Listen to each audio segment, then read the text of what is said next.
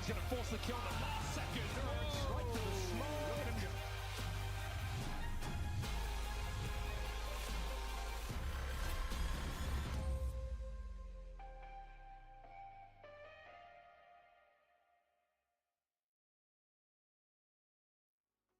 Good evening and welcome to day 4 of the Thunderpick World Championships here in our second stop in North America. Man, we're etching up to the back end of these groups, Vincent. We got 2 hungry teams as opposed to 4 here tonight. We'll get into the politics here in a moment, but 2 recognizable faces up here for another great time. Vinny, how you feeling about it?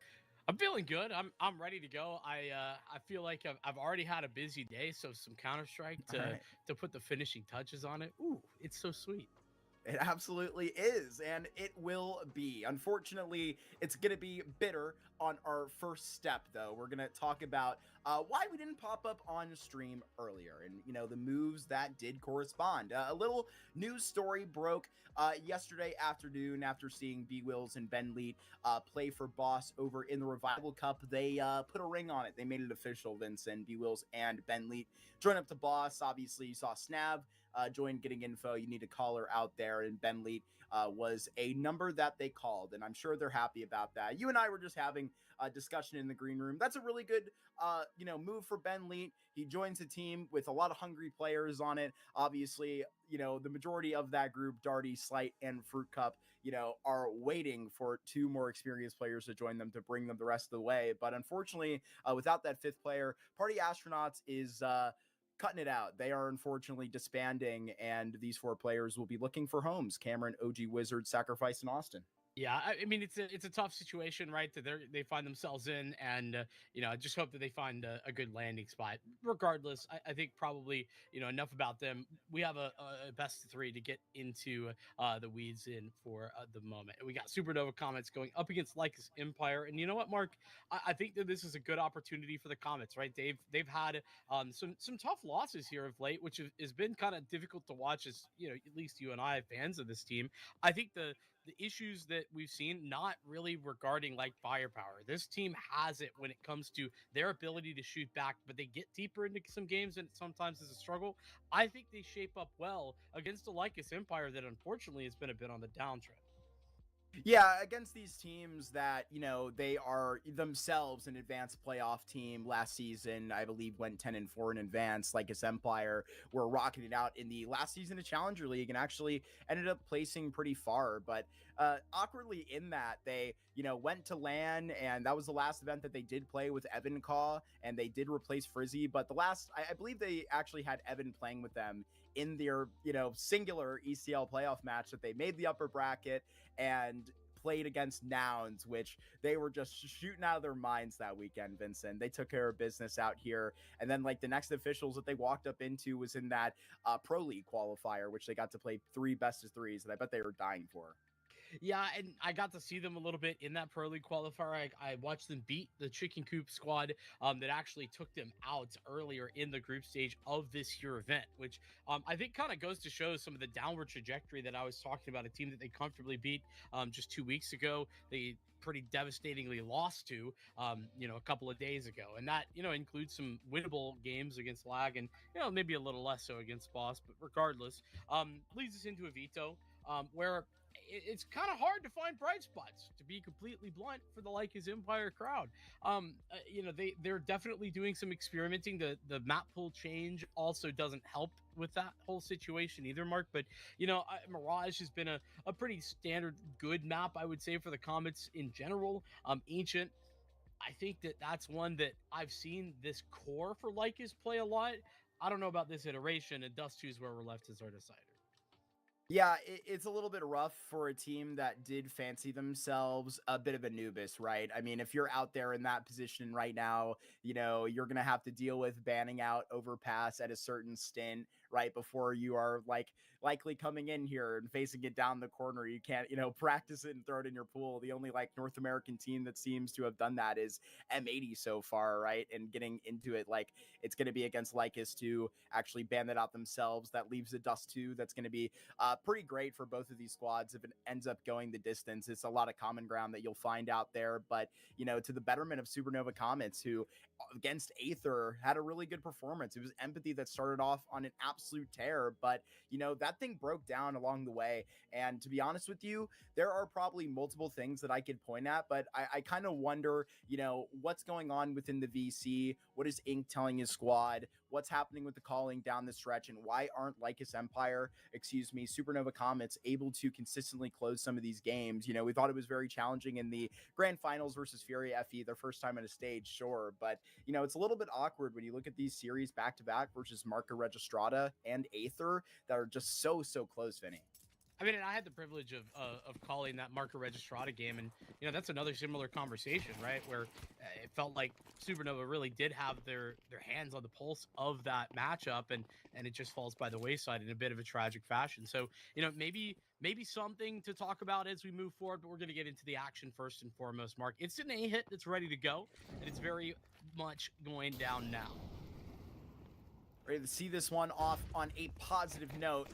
STX seeing into the site. This is the pick by Supernova Comets onto this Mirage. And Empathy, she's going to be opening up the books. It's 2 thrown back already by Nightblades. And it looks like we are cutting out the door. There might be more than what there already was back here in CT, but this is not for the side I so supposed. It's now all left alone to Empathy. 1v2 who opened up this round. Got to make a clutch happen. Not a more familiar tale for the Supernova Comets fans when it's up to Empathy to stand. And unfortunately, it's Doom that takes the better of that. In a 1v1, the Doctor does his best. Yeah, I mean, it's Empathy that you'd want in those deep scenarios. She's the big firepower piece for this Comets team that you constantly are going to be talking about, but she can't quite pull it off, and Lycus will take advantage. A big 1v1 there at the end for Doom, the newest member of this team. I think technically, Doom joined after Frizzy, if I'm not mistaken. So regardless of how that actually goes down, the Comets, they get themselves a bomb plant, and for that, they're going to get themselves another bye here in the second round. It's 3 Galeals, pretty darn good, if you ask me. This is going to be mostly uncontested, though. They look to swing mid. It's 3 stacked towards A in a very, very much interesting situation for Lycus, where they set themselves on the extremities of the map rather than taking towards mid. And a bunny hopping tab that just flies by. I will point out, man, I'm already loving this, brand new mechanical feature that Valve added in the last stint, that plus 50. You see that it is actually the CTs that will not have worse guns than the Ds here in the second round. It works out quite well, and it's showing out here. Magic lines up an IGL and their Opper right back to back. Fox and STX gone. Still trying to get this on at the B site. It's Empathy that picks up a double here. That was unexpected, and now at her low HP, it's Serendipity and Fox. They gotta get their hands dirty together, and they do. They take out Tabin here at the missile pillar, but it's up to Doom. Another clutch scenario that he could potentially put up 2 in a row, and Doom is doing the details right now. He's got a double here at this empty pillar, and Empathy put in her own hand. She's gonna have to do it herself again. Just saw the back just drape around the wall, Vincent. It all comes down to a timing now.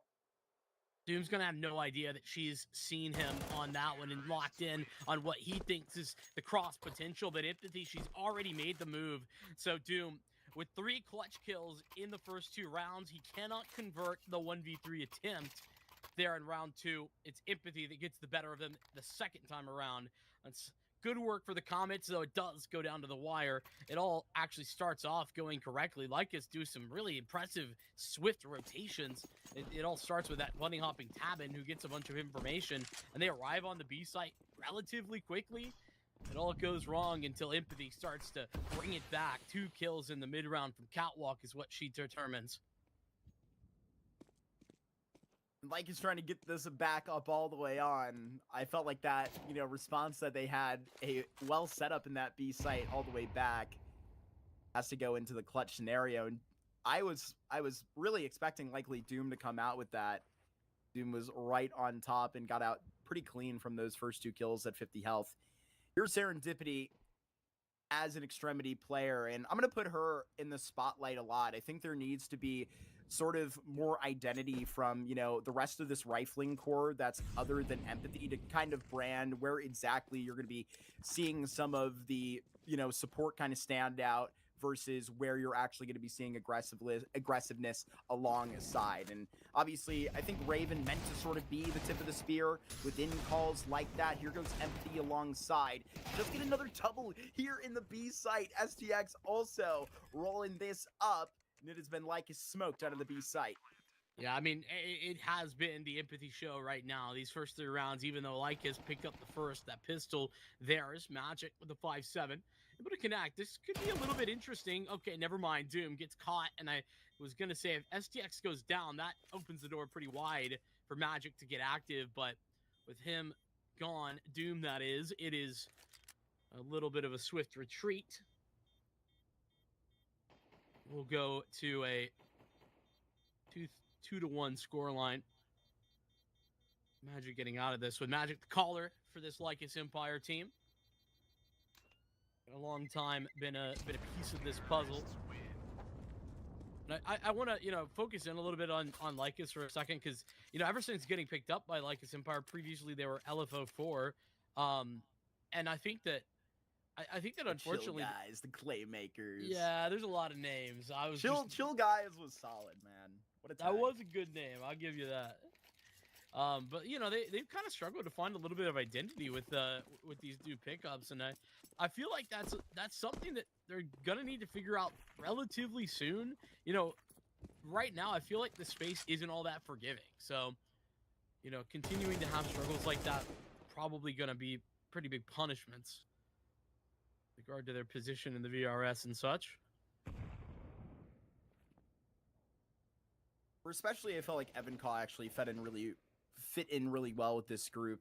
Empathy about to be responsible for the eco train right to her stop. It gets up to 2 tickets for her liking, and this should be easy for Supernova Comets to clean up. With the bomb suddenly down and this thing a problem, but falling to the level of the MAC-10, Tabin will likely be cleaned up soon. He trumps over with the rest of the squad.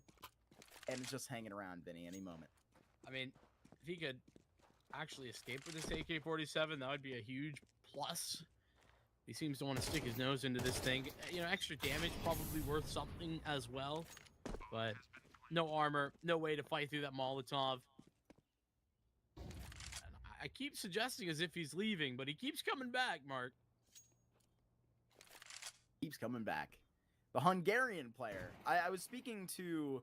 I believe it was John on the broadcast where we were seeing them all the way through, and I believe the last time that I can't remember what flag it was for Tabin before. I believe it was changed on HLTV. They don't get it right 100% of the time. Definitely was. I thought he had a Russian flag previously. Yeah, it might have been a Russian flag. That's what I seem to recall. I could be wrong on that one. Don't come for me, or in fact, come for me and let me know what it was. That's unfortunate. I was gonna mention I felt like he's a little close for having no armor, but I wasn't too sure. I didn't want to look silly. Unfort. I think that's where we can leave that one. All good. It is for the Comets at least. Lycus, they look up into their first gun round right now, and this should be all about the identity. I think falling into kind of better energy. I feel like Evan Kaw, is really kind of doing a lot role-wise for this group, kind of whatever they asked him to do, really. We'll get back to the, discussion about it in a moment because, we were looking for these entries all the way out from Supernova Comets. Didn't know that it was going to be Fox right on the front end of it with Raven. You do expect this from her, and she's going to be taking a whole lot of space here in CT, practically forcing the LycusEmpire to save. Yeah, domination there from Fox, and then Raven follows that up. It's beautiful, and honestly, not very complicated. Just straight up sprint out Palace and catch Lycus off guard big time, despite the fact that 2 players are there. I mean, Doom, he has all the advantages underneath balcony, and it feels like that was, a gimme almost for him, but even then, Raven still bests him, and with that, Lycus put to bed in this round. Gone, done, and dusted. Magic and Frizzy are going to save what they've got. This is some of the domination. I mean, we talk about Empathy and what she's already had. It's a really strong start, but, this Comets team has a ton of firepower. That's part of why they've been able to, break through and be so significant But it's been some of these difficult ends to games that have been the question mark. So early lead, it's not enough, but it's definitely looking good. They want to be the team that's going to be able to take that big leap, that big one next step in the ESL Impact playoffs that they weren't able to get all the way through last time. It was second place out to Furia in the finals in Dallas. And what is nothing short of a Cinderella run, but with all that the work they've put in, all the lands that they've gone to, everything that they've done outside of the Impact circuit to, bring the rest of the group up experience-wise has really, I think, spoke volumes. It's Magic that invites them in to be, remember before this hold went really well out for Lycus, the first time in the guns, led to an empathy clutch, still standing there in the 4v4, and a really good rotation that's right in by the Hungarian player. And Magic, he reaches in for a third in this round. It's going to be a really good rope up here, as now Fox and Raven are going to be left alone. I think this is the first appearance for the Fox AWP left empty-handed. Yeah, it is. First time we see it. Get a utility here to maybe force some sort of fight, but she's really reliant on Raven to kind of take the next step, and Raven does step right forward. Tabin might be in trouble, actually. He's worried about Raven, not worried so much about the AWP. Fox has the coverage, and with that, Nightblade might be entirely pushed off. No, he steps forward instead, met with mollies at both entry points. There's no chance for that plant. Fox gets off, but she's denied. The reload out in the open is ambitious. Leaves Raven into the clutch. That 1v2 starts but ends at Nightblade's hand. Really good attempt by Raven, but Nightblade was the one that deserves most of the praise all the way out there for, to be honest with you, seeing into a fearless situation, sprinting through that Molotov, you have to confidently take those fights, and the Nightblade does. Really good stuff out there for a confident CT rotation, and Tabin's squad gets a see into Tabin picking up that AWP for the very first time here on the CT side. I think there's been some up and down moments from Tabin, like in general here. So, watch out for him. He's a little bit slow to activate, but certainly going to want to keep an eye there. That 2v4 seemed so viable, even making it possible. Fox continuing, but Nightblade, you said it, fearlessness was absolutely the name of the game. 2 Molotovs that he disregards, and brazen on his reload too. Comets, fall back, big control. Early into round 7. Shaped up to be a split. Fortunately, Fox sees but cannot convert onto the stairs player.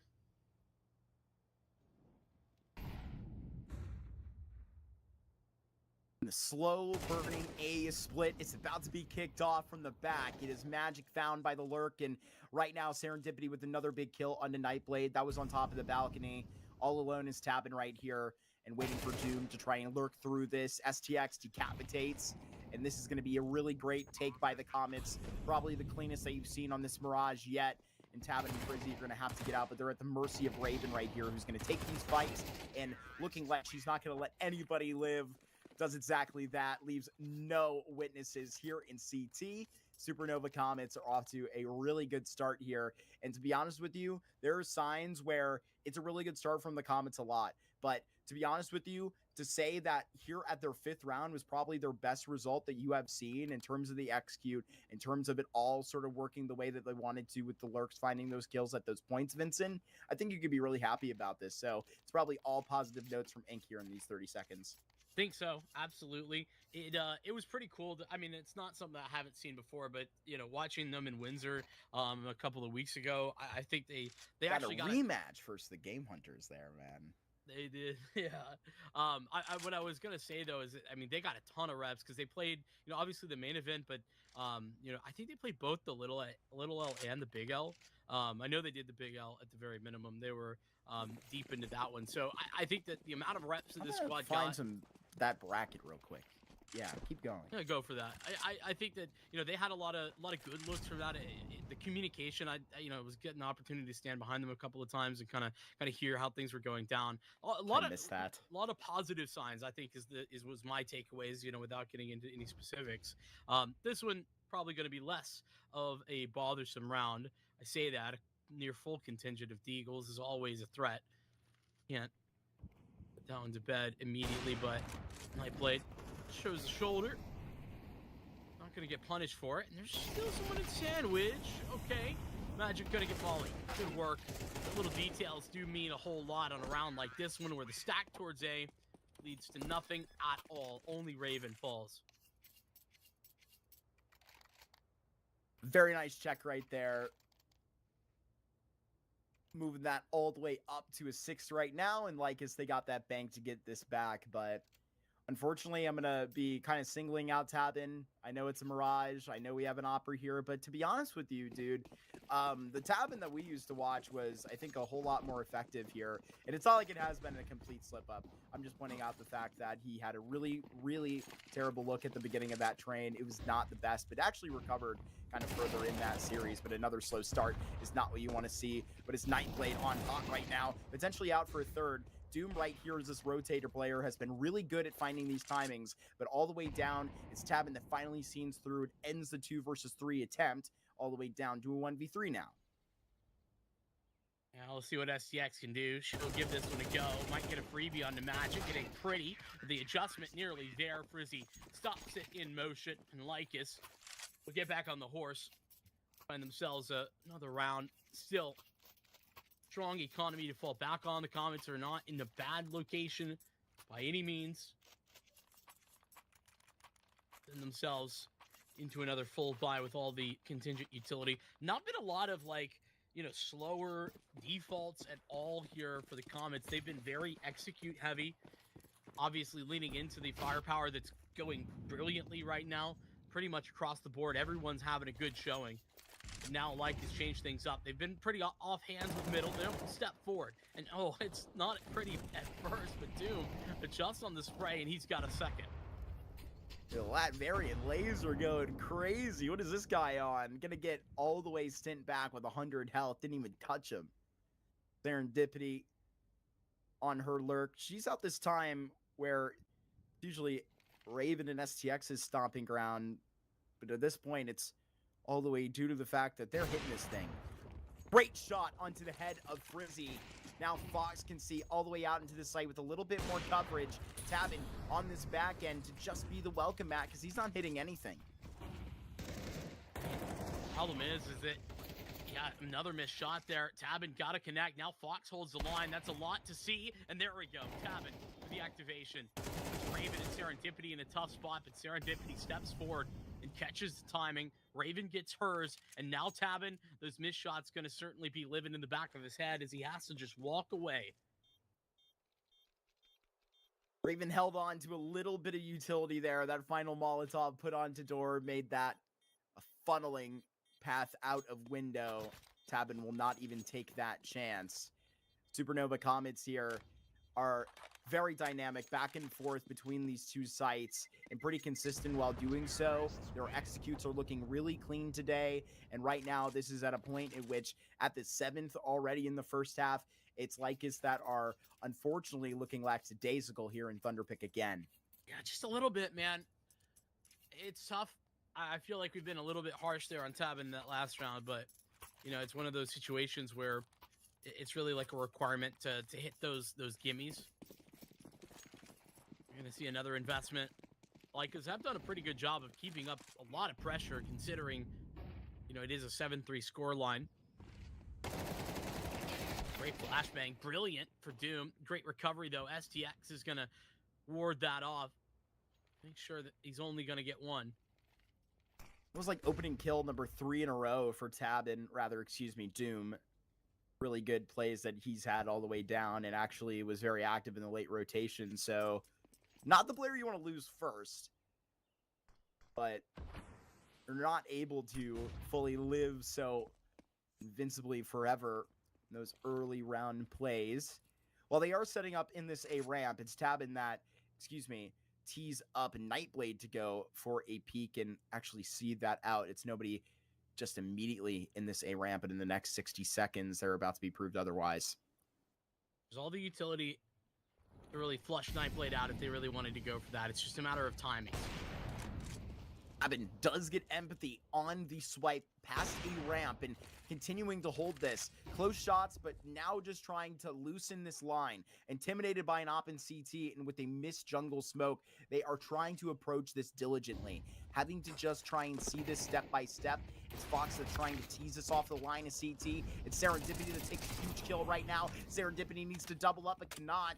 A 1v2 now for the IGL, who got her first frag this round at the top of Bow, can now try and tote this, fakes it onto the defuse once, but Lycus, they are pouncing at this opportunity to collect this round and collect 4 in the first half. I mean, it's not just the missed jungle smoke, it's a missed stair smoke as well, from what I could tell.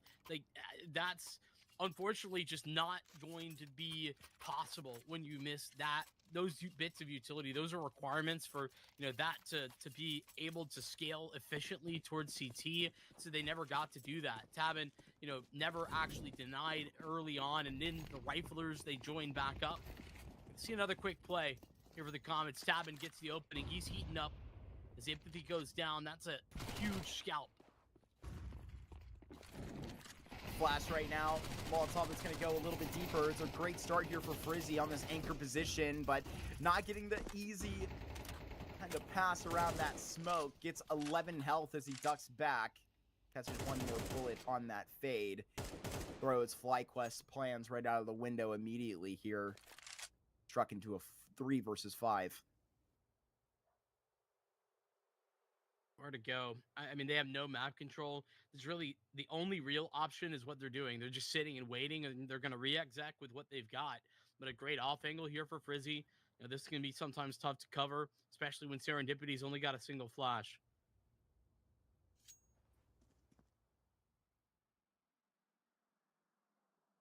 Frizzy at 11. He will be the contact made, potentially a life taken. No way he potentially even gets a second right there. They all line all the way back. Magic and Tabin are magnetic, and this is a recovery of a half if I've ever seen it. That's better than they did in either of their putouts on Dust 2 or on Train versus Aether. Yeah, 4-1, man. That's kind of where this started out, right? The Comets still, completing what I would consider to be a good half, but you got to really point towards Magic and some of those late round moments, right? Knife played with a whole lot of willingness to just disrespect and play aggressively. They're on the B side to retake. It's lovely stuff. It was Lycus, a little bit of a breath of fresh air. I did find those brackets, by the way. I don't know if you were still looking for them. Yeah, I could not find the little L bracket. Please enlighten me. Yeah, I gotcha. And it was playoffs there in the little L. Went out in the final standings to Nocturnal. So, that's pretty respectable. Wow. It's a deep 3-map series, to be honest with you. And then it was a loss to Take Flight, who were in 3rd place, if I'm not mistaken, or 4th place. It looks like the Game Hunters took the little L. For those, maybe North American fans, international fans watching that haven't had the chance to attend a Fragadelphia main event, usually there are side tournaments put on the Saturdays and Sundays for the teams that have been eliminated, right? Why not, have something for the Game Hunters to do? They've came all the way up from South America to play in Canada. They had another little tournament to play up there. And I mean, for a great reason, right? For, 3 teams that we just mentioned there, Take Flight, Game Hunters, and the Comets, those are 3 legitimate teams trying to make legitimate progress, and having opportunities like that are quite cool. Yeah, no doubt about it. And I mean, to be fair, that Big L tournament that the Game Hunters win, that was some legit cash prize. I think it was $4 grand. Yeah, all the teams pay in. I believe the way is that works. I believe Correct. It's the more teams, the merrier type beat. Man, I keep hearing about Frag. I keep hearing about Epic Land. The VRS system is, bringing out the local scenes, which is a lot of fun here. We've had a bunch of North American lands, I think, pop up. Going to be cool here within the next 4 months or so. So really great. You may see your favorite, main team to your favorite ECL team there, man. Everybody needs these points. Yeah, we got that nostalgia land coming up. We're going to get it into the A-bomb side, or at least that's the hope. Bomb gets down, Tabin grabs his, and now they tussle over towards CT. Uncontested is Frizzy as this space taken by Nightblade into Ooh. jungle allows him safety to get the numbers punched in. 3v3, but a kit included on this retake. And it's going to be slowly brought out with that smoke going to be exactly the signal. Empathy now going to make her contact. She's trying to spam into the smoke, but the nade travels just far enough. Nightblade here can pack up a double. All left on to the IGL, rather the op with the P2K and the kit that will not have to be equipped. It's dropped right onto the floor, and it's one round that separates Lycus from the Comets now. Yeah, they take that pistol, the second half going at least a little bit better to start the first one for LycusEmpire. Nightblade, another guy that, like, to be honest with you, I feel like we've seen a little bit of a drop-off.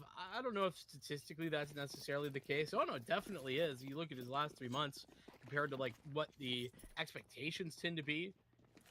It is a little bit significant, the difference that we've been seeing. So, it seems like a little bit of a transitional period right now. Lycus trying to work their way out of it. That second pistol victory, even though they didn't get all that much off the first, is going to be just the ticket.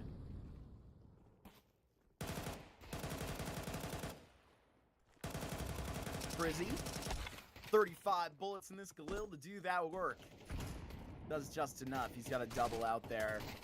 The rest of Supernova will be submitted. Empathy is dropped by the MAC-10. And I don't believe it is amongst Raven's plans to potentially get this gun over. I think she would like to take a couple names. The Galil will be just a nice bonus. Yeah, it could be. And if you lose it, it's not that big a deal either. Lycus were going hunting a second ago. Pretty hard turn, though. They took a look at top mid and decided, no, actually, we're just going to go towards B, which will mean Raven is safely saddled up over in T-spawn. We'll save that gun into the next round. Tied scoreline, though. LycusEmpire, that recovery that I talked about, them starting in the first half, it's completed. They're right back in it. They're right here, ready to roll. Fantastic performance, there from Doom to kind of bring them into that. He was super active in the early stages of those CT rounds. Now we look to the T side. We'll see what that looks like, because now he's got a little bit more help. Yeah, we need to see that urgency back here for Supernova Comets. That was a big feature of the chicken coop game, and both of the best of threes that we got to watch them bring a flawless route to the playoffs there. Magic and Doom open this thing up, and they're just trying to take this next space. The IGL is completely blinded as Fox gets one kill, then it's burned out. That's a brutal result. STX doubles, and now this just with the flash in the pan to be taken seriously. This round is opened up, and here with all of this to be put in front of them, it's still going to be out here such a hard round that Supernova Comets are going to have to try and get this down with. Here comes a nade, and that's just going to fly right over. A second here, they can completely throw Tabin away. It's not close enough.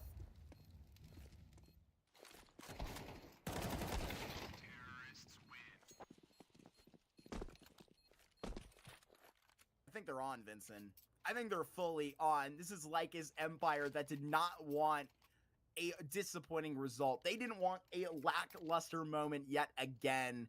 They have 8 rounds here, take the lead for the very first time here on Mirage. I really love that decision from Nightblade to actually step forward. Once he gives away the position, like they know where both players are located, I think it becomes so much easier for Supernova Comets to like piece them up and find that. It's just a little bit of a surprise factor when he takes that aggressive stance and like steps forward for the fight. The fact that he gets both of them is just a little extra bonus on top of things. They're going to get up in the face though. STX and Raven, they both got one, and she's going to step forward again at 5-7. Deadly, as more help would have joined in the form of serendipity if she had needed it, but not required. A snap towards B is the goal, but long range on the P250 for Fox. Talk about a shutdown. This is that. And Opper's best friend, a P250. There when it is needed more than ever. And the Deagle right behind. Ooh, we gotta be careful here. Empathy now gonna be pressed to it. This round well and over. Tabin forced to fight, and that headshot recovered by Empathy. A really, really good round here.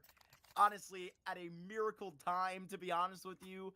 Supernova Comets were about to see Lycus Empire stretch into a lot of confidence there, as they would literally have seen rifles into pistols. And to be honest with you, that's probably the mindset that ends up seeing that round slip up.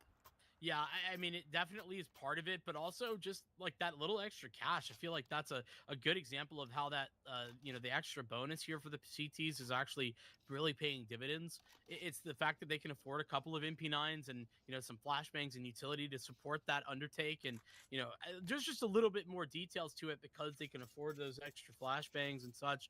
I think that that's actually something that I'm starting to notice more and more, is that these force buy rounds for the CTs, or half buy rounds more accurately, are a whole lot more potent.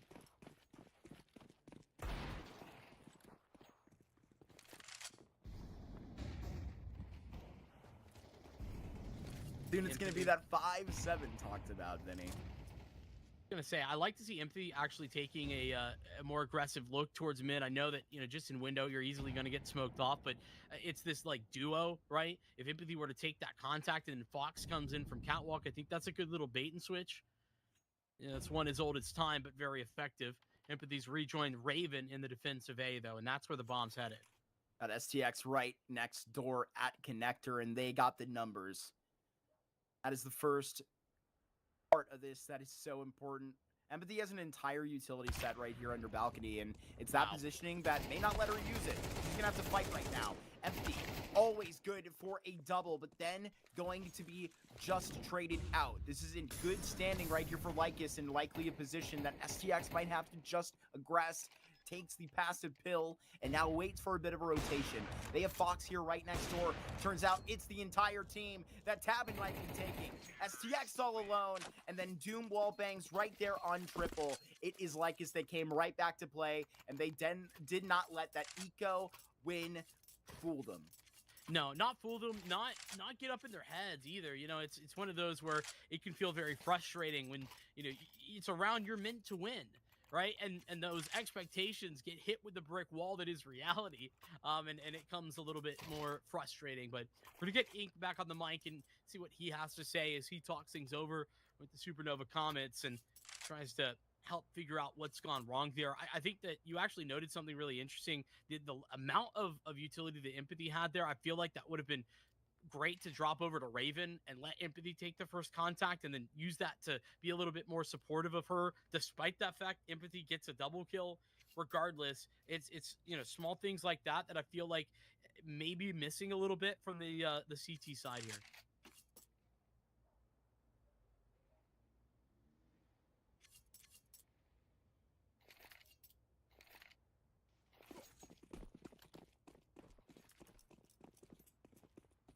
Bomb immediately to Palace. Rather, out towards B, excuse me. Into the apartment straight off the rip. Forward positioning by Empathy into ladder. And that utility may just occupy a peek out towards B, losing the anchor as well due to that boost. Serendipity will run right back. I don't know if you noticed those early smokes in utility for mid, that like caused a huge reaction. They didn't have anybody on B there for a hot second. Obviously now Serendipity is joined back, but that's something to pay attention to here moving forward, because a little bit of tension over at mid caused a whole lot of consternation there for the Comets.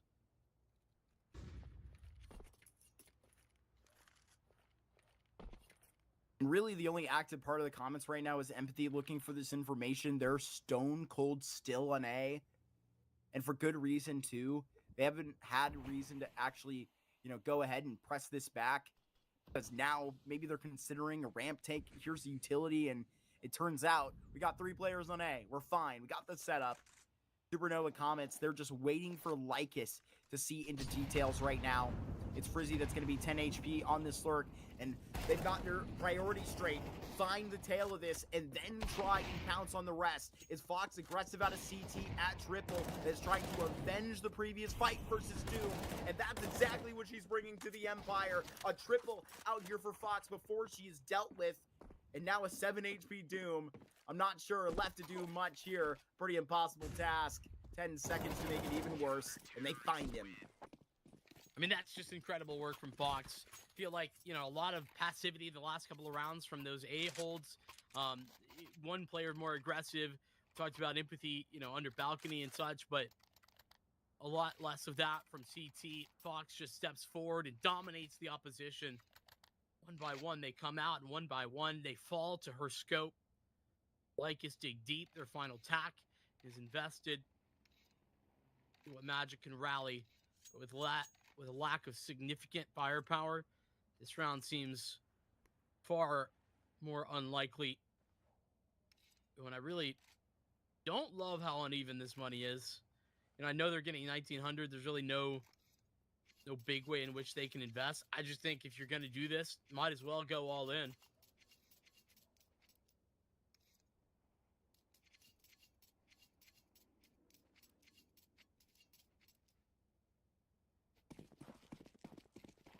Gonna be a darn good strategy that's been drawn up by Magic here. Top mid smoke, not window. Oh, they did have a window as well. Excuse me.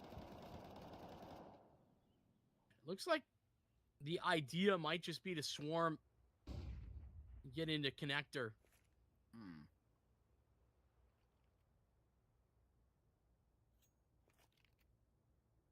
You can contact all the way into this and then just pop. The potential is just so great. Here comes a nade forward. This is the timing that they were wishing for. Can't collect. It actually does wrap up for STX. I thought she was only going to get one there before she went down. Ends up wrapping up two with a bow. It's going to be more here to be done necessarily by Nightblade. If you would like to get a bomb plant security to do so, double. That's going to be worth tipping your hat at, but not worth getting too excited about. 10 rounds out here for the Comets now. And they're maintaining this blow for blow in the middle of the ring, Vincent. It's pretty impressive, but they're going to need 3 more if they want to put the stamp on their map pick. I mean, they're getting it easy mode, though, on this first of 3. I mean, this is what I'm talking about. Like, it's, the way they invested last round, where Tabit and Magic were buying down to like 600 and 450. Everybody else had a little bit less cash. Like, Doom and Frizzy couldn't buy this round regardless, but, I don't know, just a weird amount of money that they kept. For that being a half buy, feels like it could have been the full investment. They'll try the Eagles this time, but Nate disrupts. Good shot by Magic. Pretty hard. Trades out the anchor, just immediately squared up, and STX will continue to feed. It's honestly a really great game out here for STX as she finds her way to 20 kills, continuing to stay in these rounds as they go late. STX has been a life that has been prolonged here in, a lot more important rounds than what we just saw, being very active as that player to do so much in a, position that is requiring a lot from the player that's also calling for you. I know this is going to be, brought on to the players of the Comets that are, experienced. They can dictate their own positions, but right now it's STX keeping control of a lot here in middle and performing well. Yeah, I mean, impressed to say the least. Fox has been heating up as well. Grabs another one. Continue? Yeah, this is ambitious. Ooh, but she gets away with it too. Fox. That's some incredible aggression as Frizzy eats the nade. Lovely stuff. I mean, talking about making this easy, well, Fox certainly is.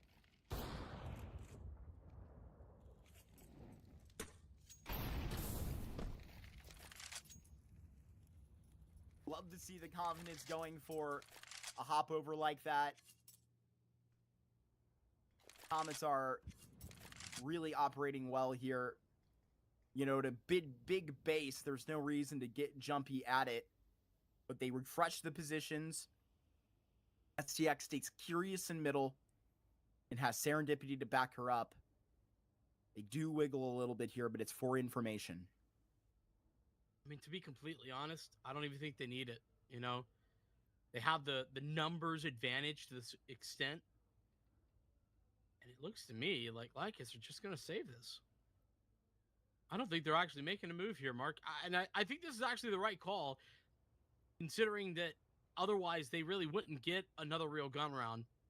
Here, 3-round loss bonus, if I'm not mistaken, means that they should be able to buy. Rounding these rifles, but man, Supernova Comets, I was getting a little worried. I know you could probably tell in my voice. We're kind of talking about some of these difficulties closing some games. Well, big wake up. That one round is the turning point where they have a half buy.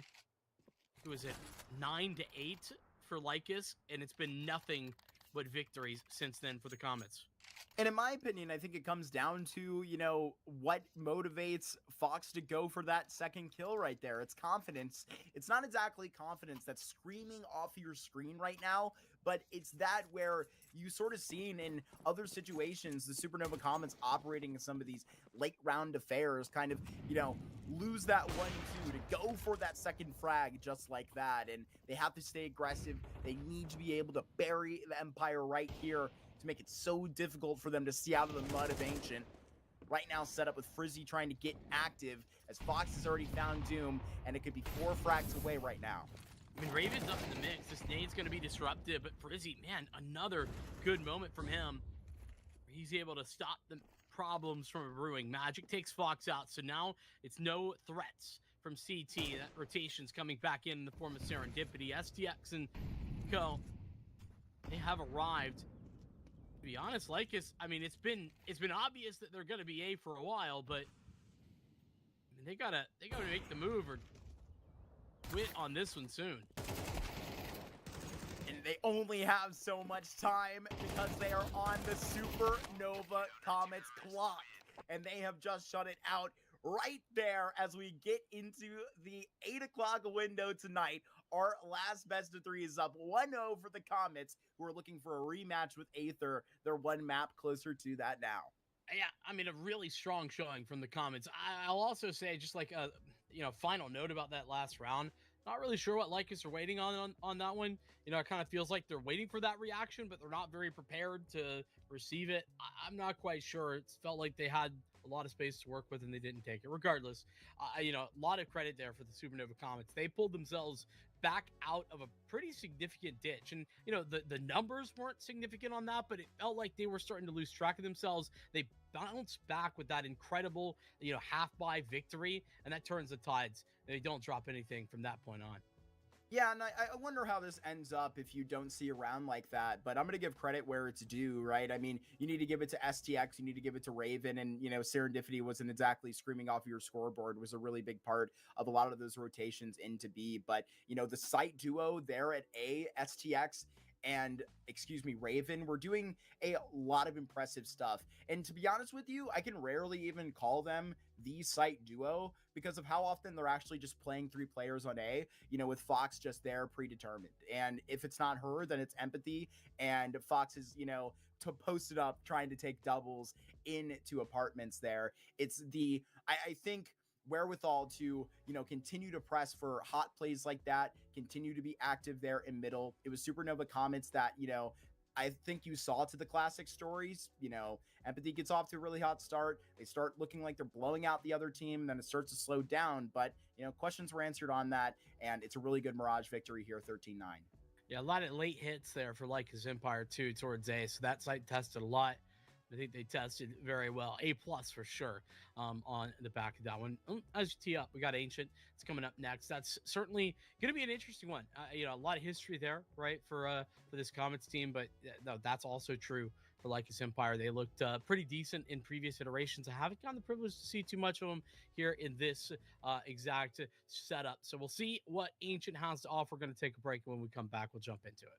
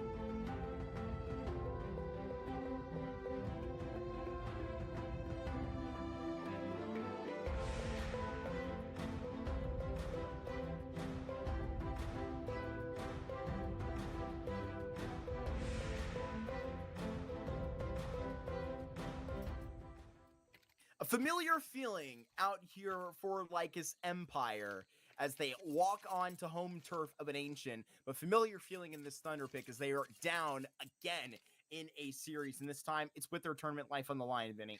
Yeah, and listen, I think that Lycus having some troubles. We talked about them. Ancient, whether they've been comfortable, and in the past, they're going to have to get comfy and get comfy fast. Because you know what, man? Comets are good on this map. But Oh my gosh. Doom is deadly! 3 kills instantaneously. That's despicable. And he just fades away like it doesn't happen. You gotta at least get your get back on that.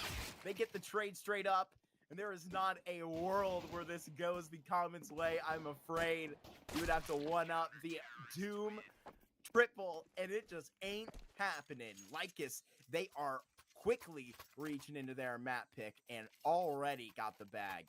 I mean, Doom the Destroyer, man. This is 1, 2, 3 taps, and he's out of there. That is Lycus on all 3 pistols this series thus far, by the way. Interesting little note to end that triple kill. We get a force buy. The Comet's not done yet. Not necessarily. No palm plan. You don't really usually see this, to be honest, nowadays. Yeah, feels a little bit more bold. But it's a late take towards mid. I really like this motion from them. I think this is the right move if you're going to do something that is a little off like this. It doesn't catch anyone off guard because Lycus are passive in mid, but they do get a ton of space to work with. You don't call it a force for nothing. You're these Tech 9s trying to just try and get this space out from house, and it's not exactly going to be handed over for free. Second player here is now going to peek, and Magic is just automatic right here. The rest of these players are just spread apart one by one. Tech 9 is going to peek out from the cave. Nightblade hits XTX on the chin with that FAMAS. Has a great headshot, and in a 2v5, Comets that wait along for a certain fate here. This likely would have turned out any sort of way, but now it is the FAMAS today. And to be honest with you, hey man, when this FAMAS was buffed, baby, I was saying it's the FAMAS era. You know, now it really is. This is the desired kind of, you know, low buy weapon out here. With the economy, I think it's going to be kind of even more consistent, though, if you can, to go ahead and grab on that premium rifle. But a nice little FAMAS highlight for you. Well, yeah, I mean, especially when you make the MP9 a little bit worse, you give a little bit of extra money. It's just like, you know, it's the world's really all about incentives, big recoil, Marky. Man. Big recoil, man. Oh. All good. Well, I hear the Nade Police is out of a job. I think he might be on the Nightblade's case here in a moment. Looking for a new unit. Gonna slap the cuffs on. Gotta get that guy out to another Fragadelphia, to be honest. No kidding. Brizzy was right alongside with them. He was with another team over with the Chicken Coop at that time. And I don't know the official story, but I'm putting 2 and 2 together. He was at that LAN. Probably saw him, dapped him up. You know, they're like, I like the cut of this guy's jib. And then Evan Cause said, I'm a step back for personal reasons. It's actually good to see him playing again. He's playing with a team called SBE over at ESC8 Elite. So shout out to him. He's back active. He's playing with Trojan, a former LAG member. Yeah, I did some research about that whole thing. I'll get back to that in a moment because we're getting out mid-fast. Serendipity. The nice trade at the very minimum. Gonna need a little bit more than that. That nade's disruptive. Frizzy and Tabin both still here. Good flashbangs, and they line 2 up. STX saves the day, though. It's big news because it's a 2-on-2. There's Empathy approaching. You and I have seen her do some crazy stuff on this Ancient. Not here in this round 4. Put down and on the dumps of a 1v2. Standing up in the cut is STX, though. Fresh off of a 20 frag performance. She's got nothing here as she is decked. It is Doom with a great headshot who continues to be bold right now. Lycus Empire came to play here, and it is very noticeable. They're on par here, and then some. on a great start. 7-1 for Frizzy, alongside Doom 4-1. They're going to be all up in the business right now with another gun round coming back at them. It's that confidence to just like sprint directly at STX. Like no stop, no stall, no nothing. That's what I think is so deadly and something that is going to be impressive. Supernova going to spin out A. Frizzy on peaks and got another lineup. Frizzy is farming. That's his 9th of the game. And Fox has to bring this back one way or another. Only AK wielding member right now. Tabin reloading, but prompting up Tabin to go for more of an aerial peek. Has his opposing AWP player out of the server, and it will be Fox to be kicking herself for that right now. She had all the utility to try and refresh on this. What the hell is that from Dr. Doom? He is reading through the magic of this right now, as Magic will be watching from the heavens thinking, how the hell did my team just retake this? I mean, that's a fantastic find for tapping up over the top of the smoke, but what in the world? How did Doom see anything? That smoke was getting ready to fade, but it wasn't fading, not yet, at least. Oh my lord. Doom puts them one after another into the kill chamber, and Supernova Comets take a timeout right afterward. Not been ideal for them. 0-5 to begin Ancient. T-side can be a little bit of a drag sometimes, but this is a whole different story, Mark. This is Lycus' story finally here in this Thunderpick North American series, the best that they have played the whole tournament. I know this is only their second best of 3, but it's been 3 grueling and, I mean, really uninspiring maps. This is a different brand of Counter-Strike completely, and I think that they are going to be feeling it. The energy clearly flowing for the CT side right now, just wondering when they're going to stop. I mean, Lycus had a little something in that Mirage. I think it might be a little unfair to describe it that way. Yeah, it was that eco or half-buy win that I talked about in the post-game that really changed the tide. But yeah, ahead of that, a lot of bad news. We're going to not get speedy once again, but it's up shelf instead, and Frizzy is forming is going to stop for right now. Leaving Vaughn alone on B. Doom going to be swept out there as the entire door kicked down, and we are wondering when Lycus was going to stop. Turned out to be in round 6.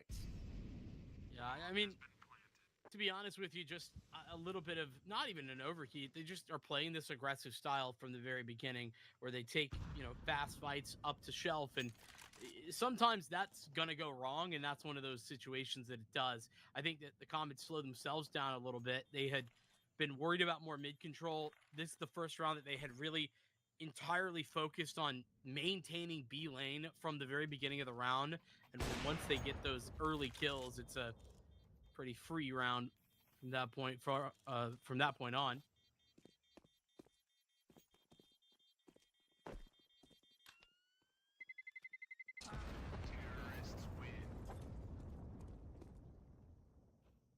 Comets got that round up on the board, and they've got 4 bodies carried over.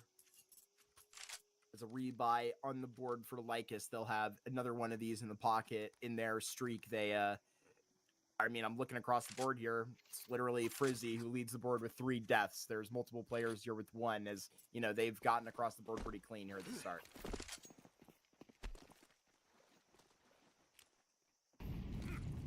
Easy enough. Ooh. Great flashes, gonna get Raven across, so Magic doesn't even take the fight. A lot more respect shown by Lycus in the early stages of this round. It only takes that one win for the Comets that kind of shows them what they could be looking at. And all right. Tabin served up a dink through the smoke. And swing so far for the clear. Magic backs up. Fox here might find herself a pushing Frizzy, but Frizzy right on point. Crosshair placement perfect. reads the corner out. Empathy is going to need to take advantage of this timing right here, and she does, at least for the first stint. She dinked up another player here into the cave, so it's got to be par on, and she sees an AWP player. Has to decide whether or not to aggress for this, and it's actually Magic to finally thread that through, and that's on this rotation. They were looking for an opper. They finally found it at the back of the cave, but it was a deeper setup than they thought. 2 players here, and now Raven with now the bomb in the side of the hands of Tabin. It's going to be so much to do in 35. And yeah, Frizzy's got to sprint, but not be too obvious about it. He's got to get from the A site to the bomb. Now that's confirmation. Frizzy's actually throwing a Molotov that dismantles Tabin's aggression. Raven blinded, and now stuck between a rock and a hard place, but she's grabbed the bomb. She's escaped. As a secured plan at a bare minimum. Now Raven will have the chance to just square up right here. It is so wall-wangable about around this spot, and it is Tabin that just closes the distance and gets this get back all the way for Lycus. It was one in a beatdown of this B site that got the Empire on the board, excuse me, the Comets right before, and it's Lycus that has a response the very next round. Yeah, a little bit separated there, the Comets, right? Frizzy goes investigating. He finds his individual kill in the extremity towards A. You know, that's something that's a little bit different. We haven't really seen very much commitment towards the A site like that, you know, very often, at the very least for the Empire. And from that point on, I think it's a little bit of a good setup in Jaguar and Cave that helps dismantle the Comets. Another buy round, though. Play towards middle, at least with regard to the utility. They get house smoke at a minute 30. Of course, Tabin didn't play respectfully of that.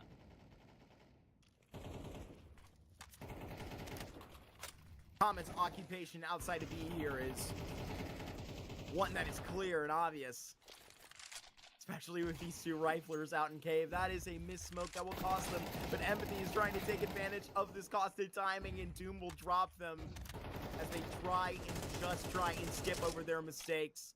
They'll trip over themselves, and it should be a 7th on the board here.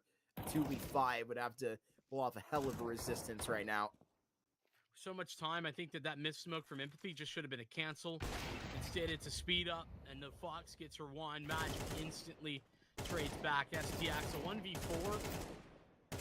Well, it'll start, but it ends about as quickly. Lycus taking 2 steps forward after they get pushed 1 step backward by Supernova. And yeah, I feel like, you know, now might be the time for, you know, another timeout for the Comets. That decision for Empathy, I mean, her decision there basically forces, I don't know who the second teammate was, but they have to go through. You know, otherwise Empathy is just sprinting in for nothing. I think that should have been a slowdown rather than a speed up. I think that is a perfect call. Yeah, I do not kind of disagree with you in any sort of sense. It was all on the line, and a confident brand of Counter-Strike that they're, you know, going to continue, but maybe even to their faults as they continue to try and bring this in fast style. It's Tabin that will continue to add another body onto the pile. Raven and Fox, they've gotten 2 back-to-back, but Frizzy just finds out of his positioning deep into A main. It takes 32 seconds for an 8th round to pop up on the board for the Empire. Well, that's something that the Comets are going to start to hopefully recognize here, is that Frizzy's now very consistently getting aggressive at A.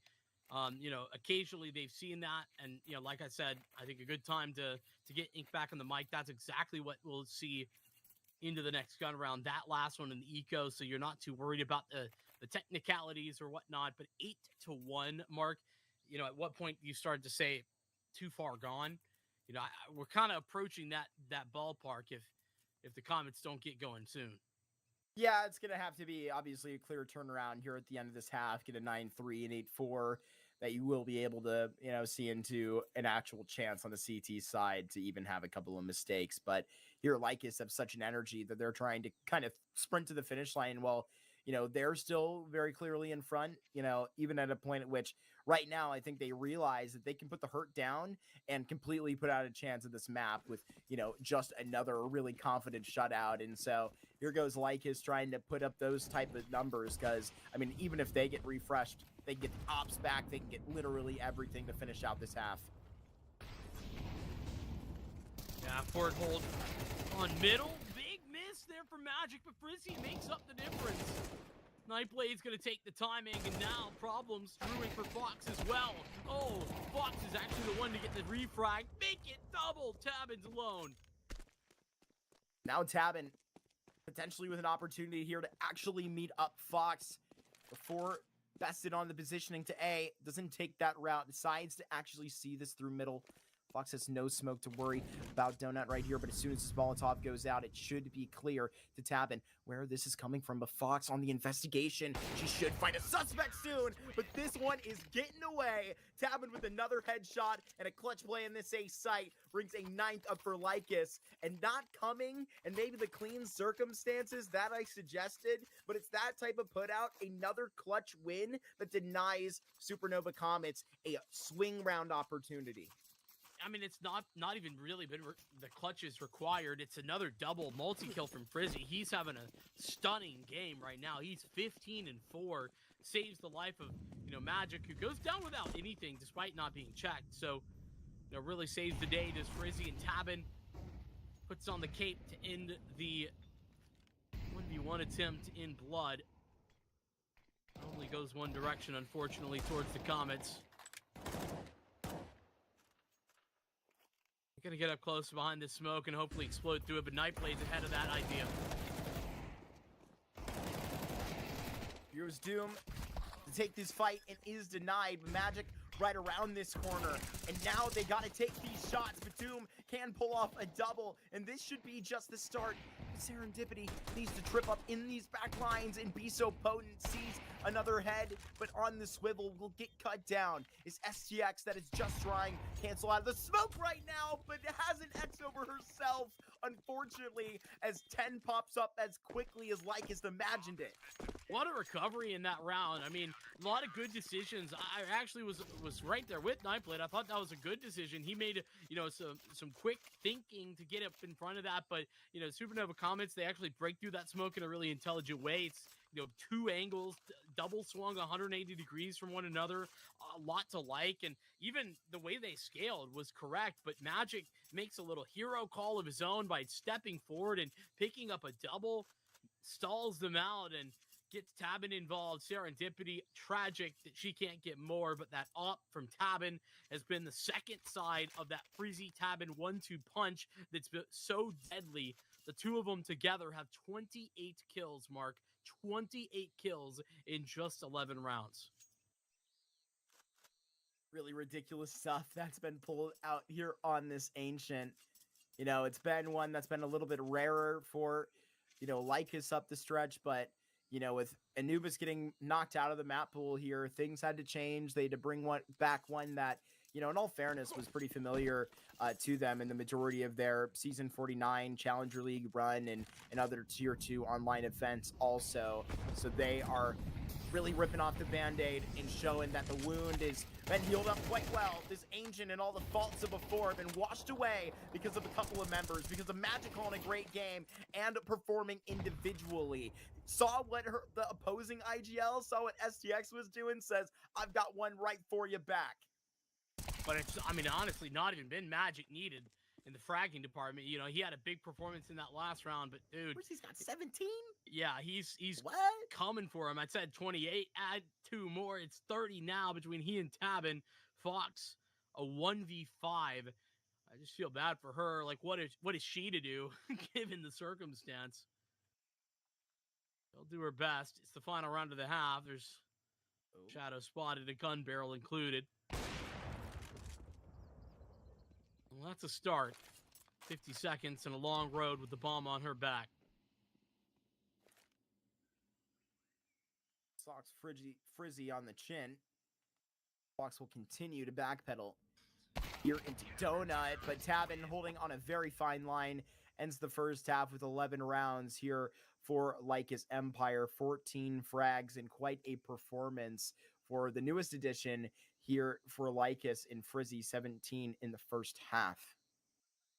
I was giggling because that sounded like a Dr. Seuss book. Fox Socks Frizzy.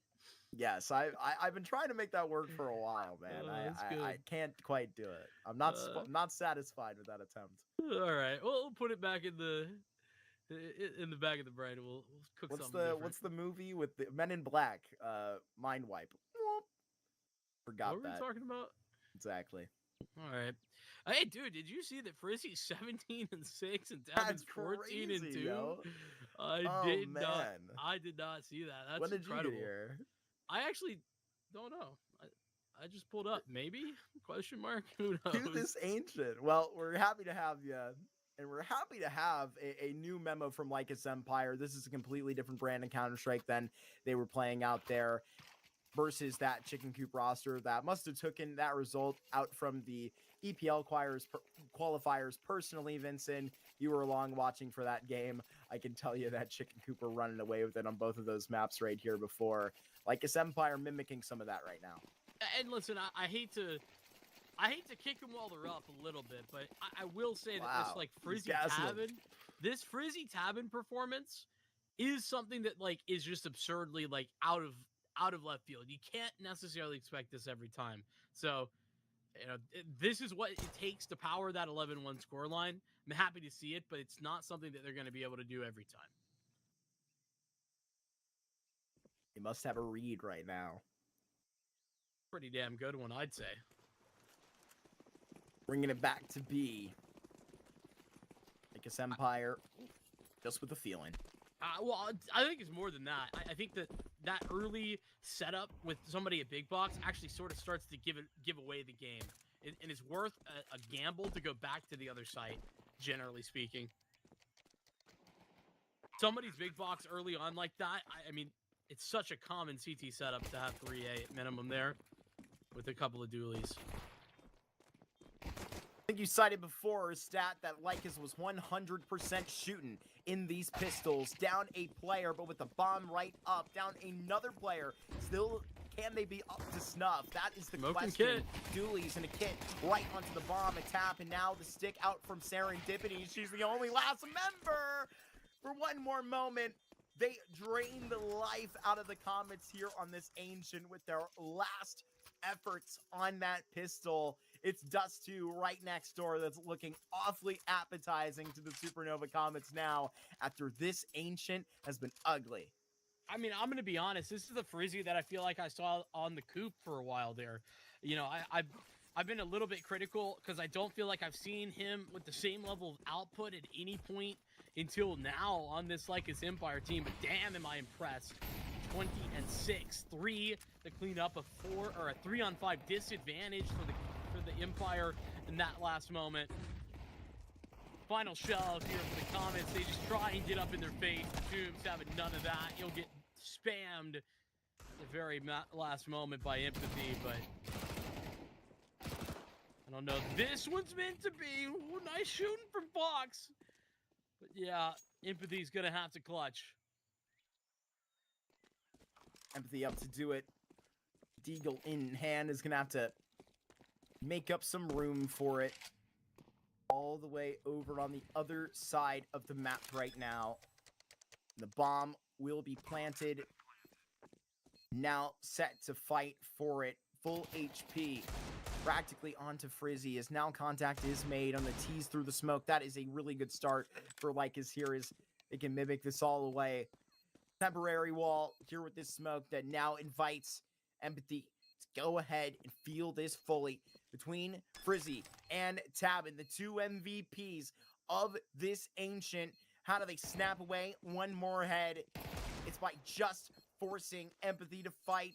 pick and choose, and now there is no way to go about this without just seeing all the way out. It's Frizzy that finds his 22nd. He had quite a performance here, made it personal on this second map, brought his third all the way down. It's a Dust 2 that is going to be equal opportunity out here in this series. This is common ground, Vincent. I think this is where we're going to get the best of this series. I mean, I sure hope so. I know that Mirage was a little bit closer, but realistically, there was one pivot point, one turning point in that game that kind of defined two different halves of the equation. A strong start from the Comets led into Lycus with a recovery, and then that, big half buy round turned it back in the Comets' favor easily. This Ancient was never a question. I mean, realistically, I don't think you could even lay any blame on the feet of the Comets when Frizzy's going that ham, when he's got Tabin as a second man. I genuinely don't know that there's any real way to win that map. It's just Frizzy having a map that he determines himself. So yeah, it's gonna have to be Dust 2. That's where we get, and it's another deep game. I feel like this is kind of a beautiful way to end this story here in this group right now, because it's been two teams that have something to prove, and it's in two fashions that I feel like they're trying to do it right. The Comets deep into a series, it's been times like these that they've struggled to find a close, and for LycusEmpire, it's that firepower that we just saw that I haven't yet seen. That's a beautiful storyline to help determine who moves forward and who doesn't. I really like what you mentioned, bringing up, in previous teams, I think the roles that, Frizzy was showing, he sort of played the same roles on After Hours and Chicken Coop, where he was like putting up big performances like that pretty often out there. You and I had seen them, farm some collegiate players over on Fisher College out there, put up big numbers. But I gotta say, that's really refreshing. And I think for him kind of pounding his chest, and especially, dude, I mean, he's playing out here on this A site, right? Like, he's not gonna have a 24 frag performance every single time in this Ancient. You are picking on the right players, and right next door to him is your Opper headed to a Dust 2. I don't have to spell that out for, I think, anybody. They are lighting up in the places that they needed, and right now this has gone from 100 to right back down to 0. I think with the way that you finished that Mirage game, I think it brought kind of a lot of character up that we were talking about in those storylines for the Comets. But then it's like 13-1 right next door, and I really don't know how to read that other than negatively. Yeah, well, you talked about the character that it brings up. It's time for some development. We're going to see what we can do on Dust 2. It's that right after this break.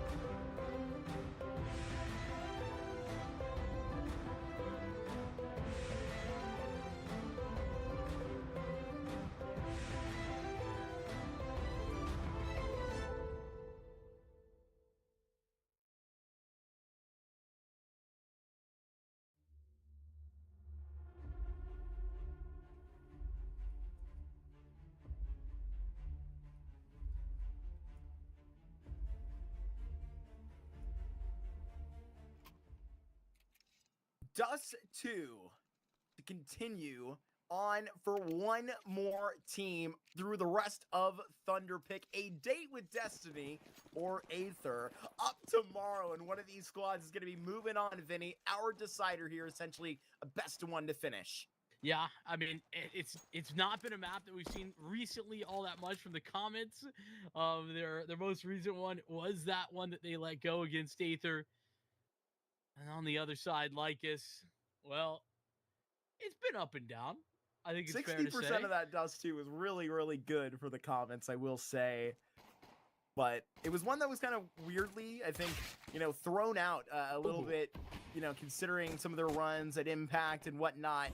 They have a pretty deep pool that they're able to reach in. That's why they're such a dynamic team here fighting in these pistols. It's been an adamant project out here for the Comets because they haven't got a single one. Here is Empathy taking that into her own hands, and she could potentially take an ace into her hands. Magic running up this catwalk and already decked up. It has to be the ace from Empathy, and it is. Empathy with all 5 here in this pistol round as the Comets kick down the door in this third map. I'm telling you, Mark, it is a date with destiny. That's the way you put it, and I gotta agree. This is exactly the type of bounce back that you'd love to see. The Comets, right? Basically nobody got their foot off the blocks, right? The go button was set, and I mean, nobody really started. Well, Empathy, she is not down for that twice over. 5 kills in the pistol round to finally break LycusEmpire's 4-round stretch of pistols that they've dominated this series. Popping right out of that long smoke. The debut of the new SMGs right here at launch. You got an SMG duo that is going to be right here. But hey, it looks like in that process, it's the UMP that wins that little competition. 3 frags out there right beside the MP7. I don't know about this MP7, I gotta say. I don't know. No. There's Get on like the MP7 train. there's a certain type of person that likes the MP7. There's like a certain fan base. It's probably like 3%. And we matter. 3% of like the player population. We matter. All right. Are you one of them, the MP7 users? I have not- re-equipped it recently. I've Not tried to get like my research. consistently, but I think it's actually The sneakily observer really knew good. the assignment right now. Get on to this MP7. And to be honest with you, it's to try and line up fights like that. It's been better in range, but at this point, it actually puts a good amount down on Magic. Can't quite finish the job. They're trying to chase down STX, who has a smoke in her pocket, thankfully. That's actually a brilliant little utility moment. She dropped that nade, excuse me, and that like makes it so that Magic just has to dive away, gives her time to deploy the smoke, and saves the B site. Otherwise, it would have fallen almost certainly, regardless if STX had gotten another kill there. So really good utility moment from her. Little meet up for Serendipity and Empathy as they take back mid. They have a big gap at A, and this is going to probably be bad news because the smoke goes down for the B site cross, and now STX is once again gonna have to do it all. What a read here by Empathy. That's revenge for what Doom was actually prompting through Donut on some of those A takes. That's gonna lessen the load here for the low HP player that is found first. Here as Tabin clearing his corners, and now has the opportunity to get this bomb plant. Doom right just in distance in time as Tabin goes deeper within the site, as Empathy's crew is not going to wait for very long. These flashes are going to be up high, and now it's going to be even more required in the clutch of Empathy. And she tries to connect to a first head. She's hitting these shots, but can't quite connect all the way to these bodies. It's going to be Lycus that find through the lobby and get to that first floor. Yeah, like I said, I think STX did a lot of heroics there to pretty much save the chances of that round. From that point on, though, Lycus made some good decisions. They get out mid to B. They hesitate for just enough time that the Comets have to start to fill in the gaps that they've left open at A. And, I mean, genuinely ridiculous that we saw Empathy catch that kill through the smoke. But that's the only thing that even makes that round start to look possible for the Supernova Comets. Lycus looked good in the first gun round.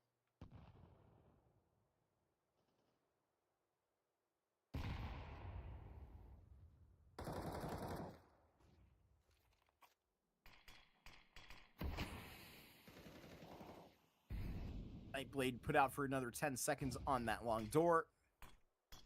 Smoke that is not going to fool Raven here, as she can see right past it, and she's going to communicate that to the rest of the Comets now. It's a likely, you know, tense up towards catwalk and mid. The thing that they're trying to fake this out is there's actually no vision there, so there's got to be the expectation that cat space is going to be taken here. I think so. Empathy looking, searching, watching and waiting, gets that information that you're talking about, and now see what LycusEmpire want to do. They leave their one man. It's going to be Doom up on catwalk, and they reconvene over at long. Help within very short distance in the form of Fox. Will it arrive in time? Looks right on that corner. Serendipity had a triple off that UMP. Took it up on the flash, just maybe a second too late there. It's now fading back to the site. A missed shot there by Fox, as right here both of these 8 players are going to be just put in no man's land and are afraid to be crossed up. That's exactly what happens. Supernova are still going to be throwing something at this. They have 2 players dosing this up catwalk in 2v5. They find this first frag, and now it's Nightblade to put Raven in the bag. It's STX all alone, and she'll likely try and save this lone A4. Just a little bit more utility, and I think the Comets have a very different round. But Lycus, I think that, you know, they play this slow and steady to get themselves on a catwalk. It's, you know, caused rotations. It pulls Fox a little bit further away from long, makes it so that Serendipity is quite alone. So when that long take actually comes, which, you know, I want to give credit, like, I feel like a lot of teams have fallen out of favor with that strategy here recently, and I don't know why, but like a very punchy late long take with a good smoke for long corner and a good couple of flashbangs. I don't know why, but I feel like a lot of teams don't do that anymore. It's just like the late lurk up long, if anything. I really love that from Lycus, and I think that it's a solid strategy that they deploy after they, you know, correctly manipulated some rotations to force Supernova Comets into a little bit more uncomfortable position. They could have been in a pretty uncomfortable position if Empathy stayed disconnected. Just a quick restart into the server. And we'll get a round reset alongside it. Lickety split. It is another 30 seconds that they'll take and allow Ink to hop on the mic, and the rest of Lycus can discuss as well.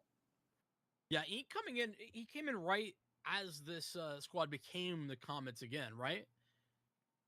Was I believe around in the further point of this project when they were just briefly put together as Shimmer, I believe, joined at that point. Yeah, and then very shortly after they were picked up by the Comets. So yeah, it's been basically since the beginning of 2025, just after, if I'm not mistaken. He's a smart guy. He's really good to talk to. I feel like I got to talk to him a little bit in Windsor, and you know, obviously we'd known him before, but yeah, it's a little main IGL. Yeah. It brings a lot, I think, to this squad. Like you can just kind of watch and see from the outside, even like what sort of support that he kind of provides for them. Yeah, I was very interested in the tactics of the game, you know, at that point, and really had a mind for, I think, speaking about the game intelligently, which really helps, as obviously he's a big voice to this Supernova Comets project, and joined in February 2025. You would be correct on that. My memory didn't fail me this time. Uh-oh. Magic did get caught by that deagle. Saw a little bit faded into the smoke. Now Empty gonna have to go quick into Frizzy here, but Frizzy does fry, has a headshot all the way down, and potentially able to save over 1 AK. That'll be cool, but gonna have some time pass before that.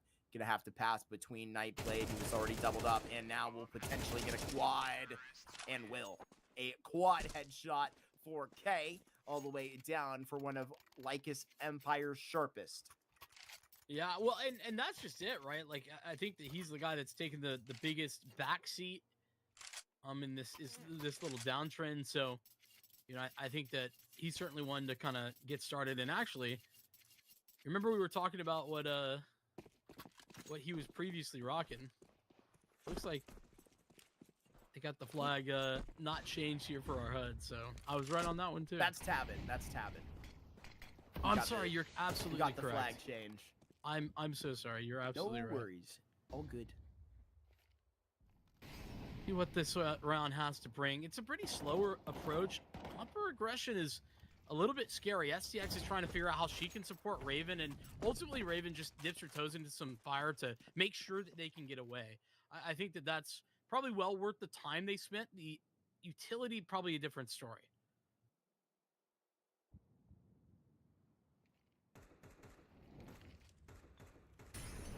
Only deeper empathy can't back up off of this. That was to burn a bit on the retreat. Oh my gosh. Decision there is not a great one. Falling even, still has the feet to do so. Healthy enough to land and still stand. It is the rest of the Comets that are finding their way through. Is now in the mud. It's Nightblade and Doom that will stand up here on A. One check up, and they actually do get a good opportunity as it's now the full HP Doom in the clutch, but it's Empathy even gets that kill further on the Molotov. That is a tough one. All tied up at 3. I don't know, man. I feel like there was some wild decision making in that round for the Comets with regard to like stepping through those mollies, but I mean, I can't argue with the results. Lycus lose out, find themselves back against the wall. They're gonna have one more purchase in strong standing.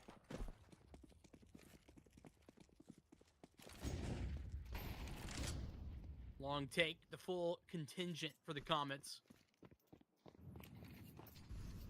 Oh, poor Raven's gonna eat that nade.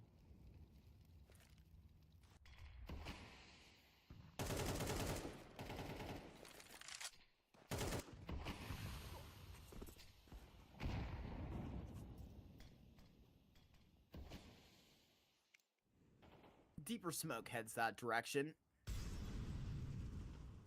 The opening kill is still not found, but blocks out to 8 HP. The next step taken by Doom up at Catwalk. Sees into free real estate, as far as the eyes can tell. And it's Comets spread wide. They usually are in a very defaulty look like this. But at a point in which they're at a moment where they can't go for much info. Unless it's to probably a late kind of upper crawl, they're forced to just stall, and they rotate Fox over.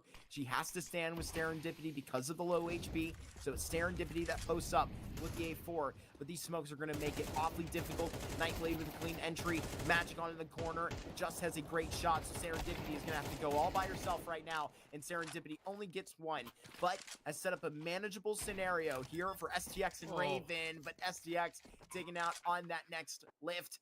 This is going to leave Raven all alone. And really kind of staring back at this. 0-5 herself. Walking back to potentially long here to take this fight. First frag. But likely just concedes. Yeah, I mean, at least on the board there. Close this round out, but like it's a, statement type of victory, considering how easily they scaled up Catwalk. Great trading is what gets them onto the bomb site proper. And despite some, good efforts, I think, from Serendipity, the tragedy is that, they just needed a little bit more. Raven set to a 1v3. She doesn't attempt it.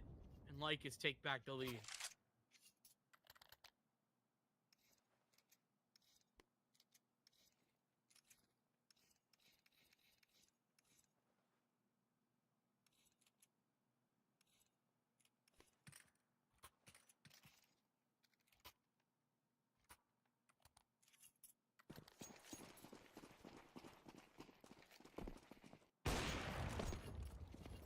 Little look-see for Tabin.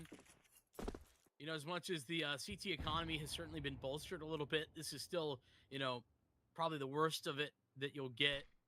Win around, lose around with no significant loss bonus to fall back on. That's where the Comets are at right now, and you get Raven saved AK, but outside of that, it's Empathy's Deagle is the only investment. Nightblade sees a shoulder. Instantly flicks. Clearly online here on this third map. Quite warmed up. Nightblade through the series. pretty good performances. This STX only sees ahead there, can hit it, and does as a dink all the way up towards Cap, but now Raven and her AK is going to go looking. Nightblade is killing everything in front of his crosshair at the moment. 3K up onto these pistols, and could be the ace here as they all do approach. Fox on 4, and Magic ruins it. You can tell he's a little bit frustrated, but that's all camaraderie. 5-3. You know, that one's an easy one. Now we get down to the dirty details for the Comets. Get Fox onto an AWP. Limitations abounding, though, in this round. Empathy Raven, it's not quite all the nades they would want. And the big oversight, you know, a lot of HEs missing. Fox tangling down in mid, looking down suicide, but don't see nothing.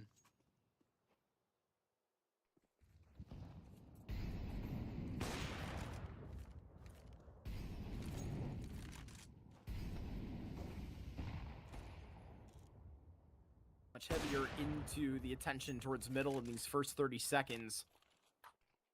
Serendipity was pretty active at Catwalk in that setup as well. Finds back to the A site. Empathy still firm with her grip of middle. Spam that's actually pretty close to land, but doesn't. As a minute has just passed here, it's a flash now taken, and a lot of information just gathered. The op and the mid setup has 2 players a part of it. Ooh, that defensive smoke really tells a tale, though. Definitely going to be towards long. That's the exit turns, and Serendipity needs to be the second contact. All Frizzy, though. A great transfer. Big damage done. Now they can stall just a little bit, but I don't know that that's going to be enough. It's really got to be on Magic, who's making his way through the smoke, but Empathy is really ready. Walking in, and Empathy takes him out. 35 and posted. It's got to come at some time. Frizzy on a shadow advantage that Fox is going to fully find up top. And now she won't be able to escape, but that op's still recoverable. Got to be able to find the round first. Tabbing, trying to attempt to clutch 17 seconds and practically a 1v3 for that consideration. Needs to get the bomb down. Take these fights confidently. Jumps up. Can't make it happen. Supernova Comets have got their 4th. A little bit concerned there for the Comets, giving him so many fights, but yeah, they take it, and it is that confident stance for Empathy. Started off this half with a bang and continues to show out. 2 rounds left after this one for this half, and this one a big one because of what it means. This could really turn the tide. Both teams reset economically if they lose. On Tabin, just walks out a kill B. Fox is coming back in, but oh, she's got to do a whole lot more. Flash to just earn another peek, and she's so damn close to another passing player. Serendipity can just get her hands on that AWP. But you know how it goes on this B site. Yeah, you gotta be forced to save here, and they turn it around faster than even I can tell.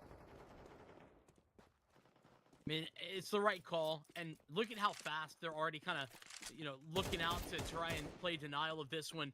Every kill they get is an extra gun that will probably not be in the hands of a Supernova Comet in the next round. That's what's so valuable here. Magic already rips one out of the hands of Empathy, and that's not who you want to be losing effectiveness in the next round.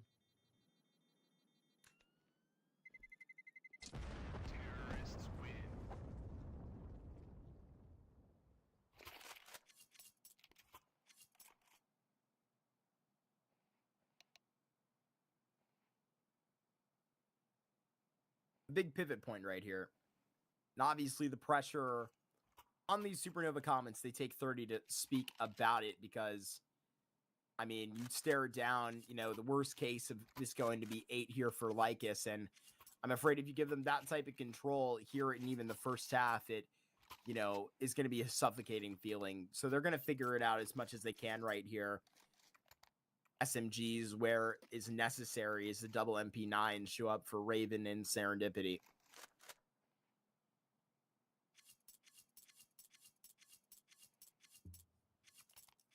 Cost of doing business, Smart. Fortunately. I like that change up from Lycus last round, by the way. You know, just let Tabin walk out of kill B. And I think they're about to go back to it. Tabin had a good spawn for B. And yeah, that's exactly what it is. Don't want to test him a second time. Understandable. Actually, Raven there instead of STX, but regardless. Lycus spread back out. They didn't necessarily have an issue with reclaiming this space as Magic had maintained some map control.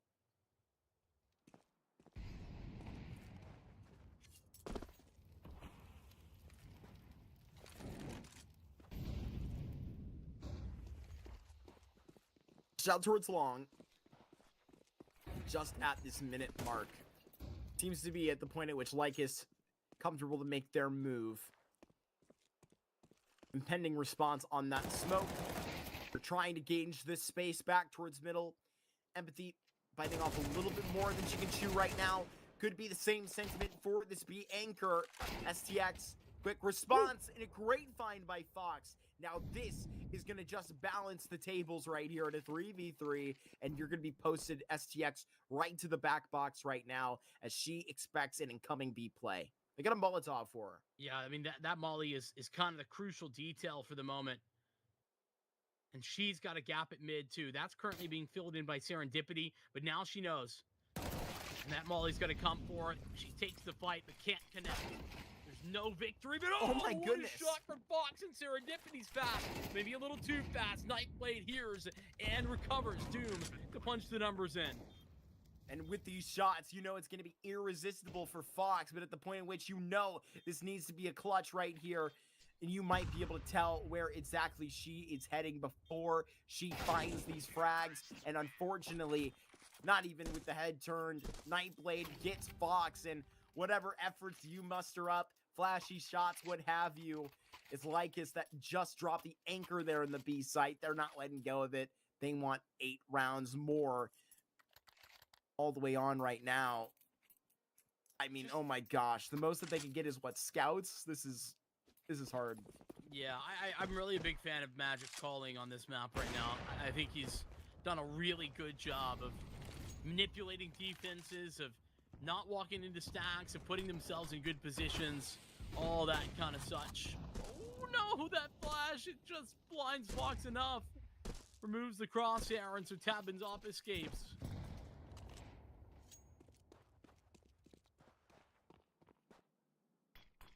Holding this long press, it's Serendipity with an MP9. Take a couple of moments here. This is the weapon that she has. Waiting, buying time on that jiggle for players here now. Another flash is coming. Cavalry will arrive and potentially even be teed up. Fox is a headshot on the top of the site. Should it pen in well? A flash of Doom should be in front of as he has to deal with what's up top. Needs to connect it on the 180 and does. STX trying to crawl out of the smoke and can't get all the way on. It's a triple for Doom there at the end of the half. It's the Empire that has 8 rounds and a dominating performance there to finish. Yeah, they really kept Supernova Comets on like an economic back foot more than I feel like anything else. You know, did a great job of abusing the B site pretty often. I think that they got a lot of track out of that bomb site, that area. And that's despite the fact that I actually think that there was a lot of times where the Comets got a lot of good space in upper B, but Lycus always willing to rotate, always willing to pivot at the last moment, you know, not giving themselves too little time to readjust. I'm pretty impressed with Lycus. And like I said, I think that, you know, really the calling was not in question on Mirage. We didn't see much of it, if any, really, on Ancient. But here on Dust 2, I think Magic's done a really great job of putting together a good T side. And it pays off big time with an 8-4 scoreline.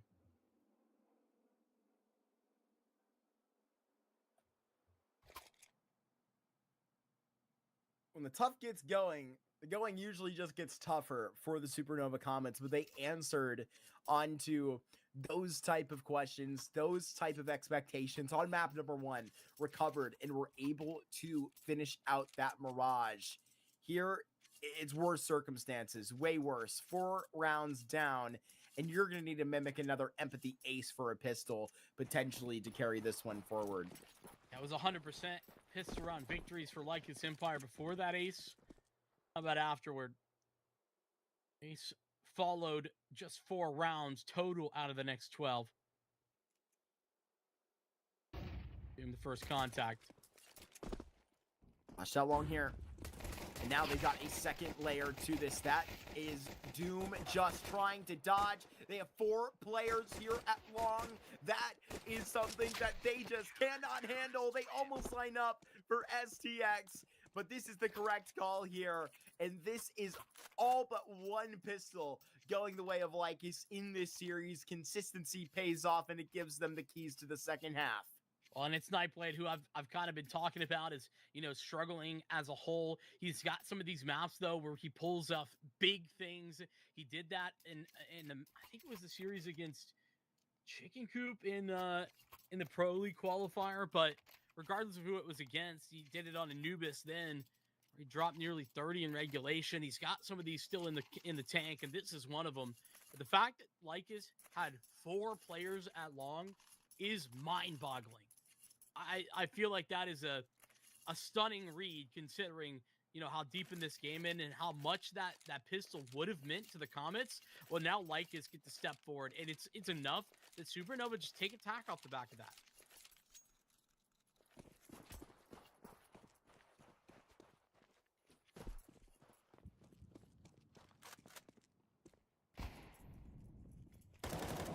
Being tagged up immediately. As that all the way through, the majority of these players are going to be rounding this up the catwalk after the scout rang out. They're giving them the space.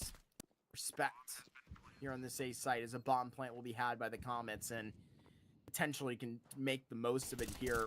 Got to find some kills first. The frag from Magic is just evading him, as these Tech 9s are known to do.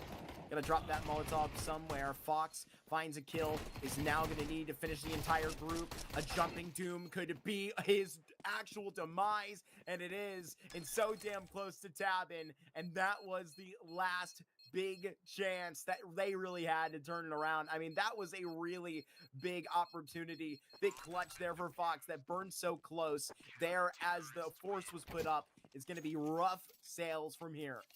Yeah, I mean, unfortunately, a favorite of mine is that close on the counts and horseshoes and hand grenades. This is neither. This is a deep map 3. Playing for your tournament live. Chance to get a rematch against Aether. That's what the Comets are hoping for, but they got to set their sights on LycusEmpire right now. Ooh, they've reached deep into the pockets for this half-buy. Mostly fine, but Empathy's bought down pretty heavy. B hits coming, but there's a lot of resources available fast. Yeah, wrong place to be right now. 3 players in this vicinity of B have this response, and the A4 will drop from Frizzy out of his hands. But now it's Doom and Frizzy that will continue this forward, just right outside of the bin, rather Magic, excuse me. A4 recovered. Fox up with another opportunity to try and hold them off, but the impending horde is right outside. That smoke's problematic. Gonna shut Nightblade down for the moment. He's just gonna disrespect that. It's a matter of timing. STX gets hers, but unfortunately Fox should now be isolated. That box can provide a lot of cover, but it cannot cover you from all 4 players sprinting that way. Lycus put together another one. That bomb plant really saves the day with regard to Empathy's purchase. It would have been a lot worse. It would have been otherwise. She can now get a full kit of everything she wants. 4-11. Supernova Comets in what is a very hard position to stand up for. They've endured so much in this series here. At this point, you got to wonder if they're running out of gas. Just earlier today, I believe they were playing through the open qualifier, or excuse me, they were playing in the open qualifiers for the Ace Masters event that was going on. So they've already kind of put on some miles today. Yesterday had a official versus getting info and prize picks. They lost that 2-0. A close mirage there. But it's been a rough couple of days here for the Comets. They could change this here. You know, a comeback story could start right now. Spread the map pretty thin right now. Lycus defensively set up well, but not perfect. There's certainly some space to work with here for the Comets. Right now, they look poised to receive aggression, and that's just not happening. Lycus are doing the opposite of that. They are as far back as you could possibly be right now, Mark. They do not want to give this away for free. Then come get us, Comets. The Empire will take it any way you serve it. In their style, with the time on their side now, it's going to be so much more difficult. This is where the banner will ring. And now it's one flash, and Magic will get the swing off of, and potentially a triple the lineup. Only a double right now. Magic spams that clip in and continues to put up a highlight reel. It's a triple here. As right now, this is Supernova Comets that got to stand up to it. STX in the clutch. No and time. now with the bomb that has to get over. No time, no dice, no business here on the A site.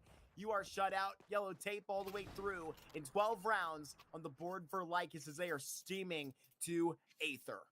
Yeah, and listen, I'm going to be honest. It's all that time that the Comets spent kind of looking for aggression that really hurts them in the end there. It's not that that's a bad call. It's that Lycus just don't call the bluff. They just don't walk in. They don't push anything.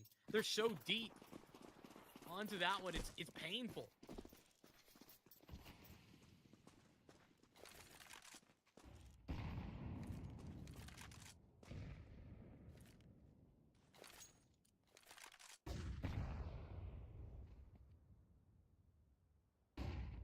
Eight rounds in a row right now. It starts with these flashes out long. Serendipity dropped to 12. They have 3 players within the range here. One of those players has a op. Climbing uphill is the least of the way we could put it. But right now, they are taking it step by step. Empathy's got one up with the scout. And they've turned it into another kill here. Magic is going to have to respect this unless he fully just wants to give it all the way over. 3 versus 4 retake here that's going to have to form. An attempt that starts right here and now, but the fact that all 3 are... Yeah, I was just about to say, the fact that all 3 are long is, like, pretty problematic. And that's just going to be enough to call them off of this thing. The Comets survive. They stay alive. For the time being, a fast and punchy play that gets them onto the A-bomb site and pulls them up. One step at a time is what I said, Mark. And I mean, this might be the first step.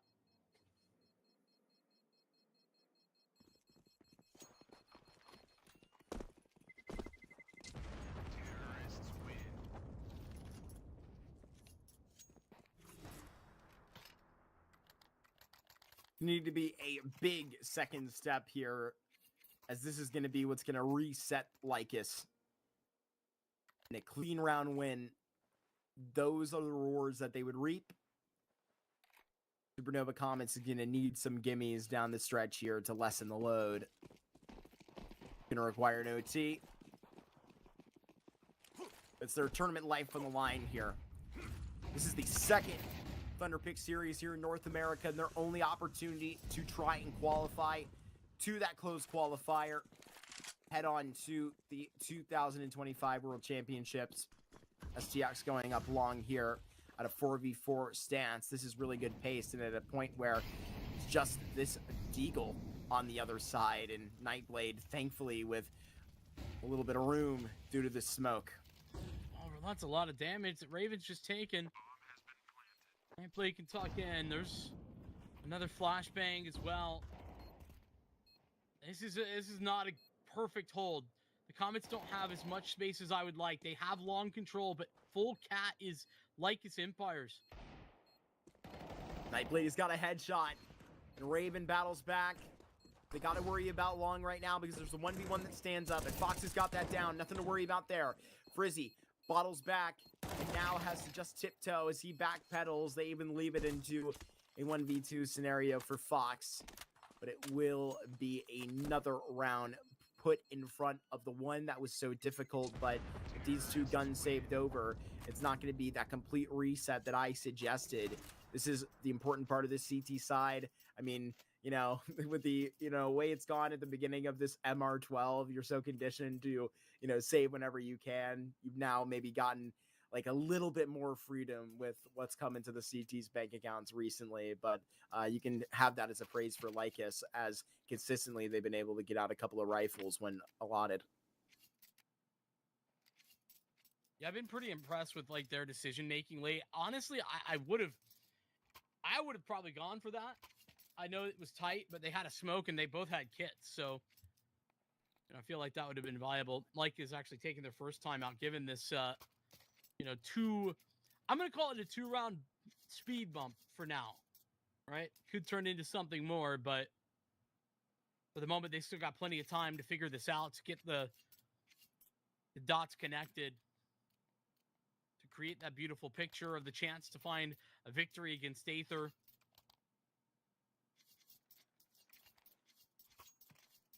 Chance to beat up on, the team that is currently sitting 1-1.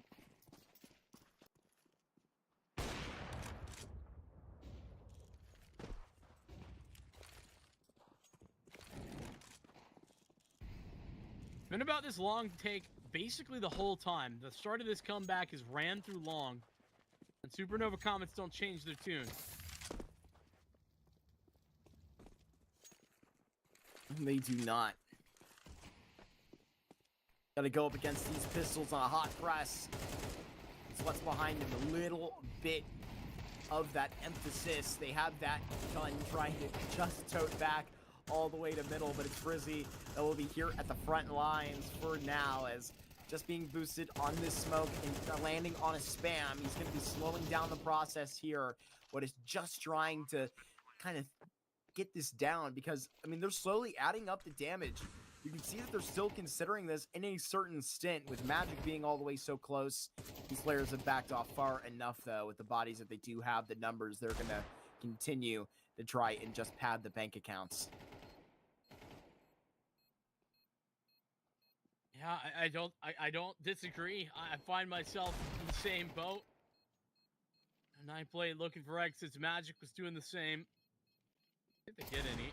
Raven's watching, and oh, she gets sidelined. But nothing for Nightblade, but Doom and Frizzy. These two M4s. M4s of the Undying, maybe. That's what they would be described as if this was an MMORPG.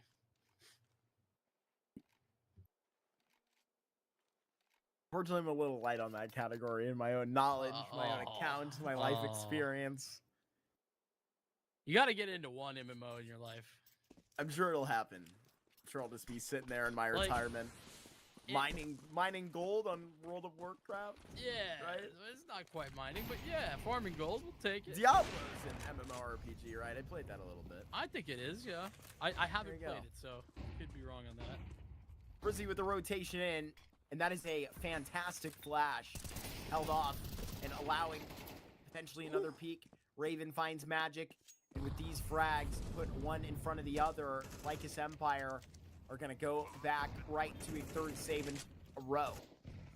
Jeez, man. I wonder if Frizzy or Doom are ever going to get to play the game, or if they're just playing Save Simulator. I wonder if that's like a separate download that you can get from Steam. That's what they're doing right now. They're not playing Counter-Strike, Mark. Speaking of genres, that might be a whole nother one in and of itself. Game time, baby. Save these guns away. They do make some contact, all in the bottom. Rather a glance. There is a pass up top, and plenty more down below. 3 players home. And Frizzy finds STX. These players just right around that corner. They can take the correct fights, boost it up for Raven, but these other 2 players will be secure. 4 rounds closer to overtime, or the Comets now. Well, and here's another good news moment for Lycus, though, is that all those saves, it makes it so that Magic can afford a gun, even with only 2 out of the 3 required, usually to save. Full loss bonus, they got plenty.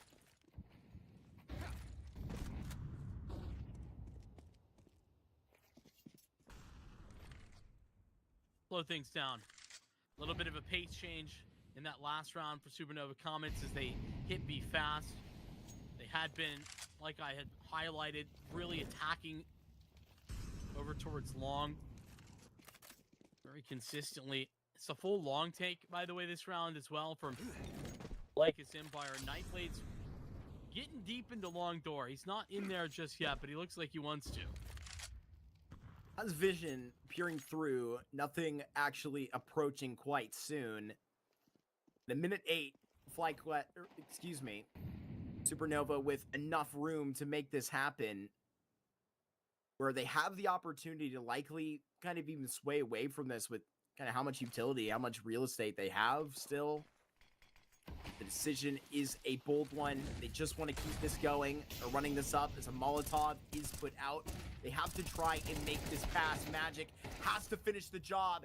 A really labored spray right there that he can't convert, but Tavin keeps tapping. He has a third head in this position on the ramp. It is such a hard slam. Nightblade has a box lurking, and Raven all alone wonders what went wrong.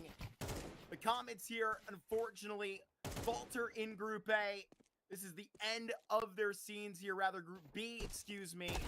Raven would need to go above and beyond for this clutch, and it just won't happen. A 27 kill game out there for Nightblade, as it is the LycusEmpire that will meet Aether for the final spot in the playoffs out of Group B. I mean, Nightblade just really turns it up in this map. Like, the whole first half, it was 8-4 at the scoreline at the halftime. And I tell you what, man, it really was Nightblade who defined that first half.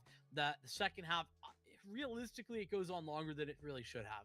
But given the number of opportunities, it felt inevitable that, one of those from 12-4, one of those would go right there for LycusEmpire. And it does. 13-8 the final score, and I think that from that point you can be happy with LycusEmpire showing a little bit of the Lycus we had seen previously, of the team that was second in the regular season of ESL Challenger League in season 49. We hadn't seen that team in a while, but they showed up to play today. Yeah, they certainly did, and I think it's really worth kind of giving them especially a tip of the hat for how they turned that around from a map 1 that they were in for the long haul of, that the Comets were able to wrestle that one out. But I mean, a 13-1 on that Ancient, able to be pretty dominant there for the majority of that Dust 2 as well. They're going to join a very good looking Aether squad in the same circumstances right here at the bottom of the group. They also ran into the brick wall of a chicken coop, so Lycus and Aether got something in common.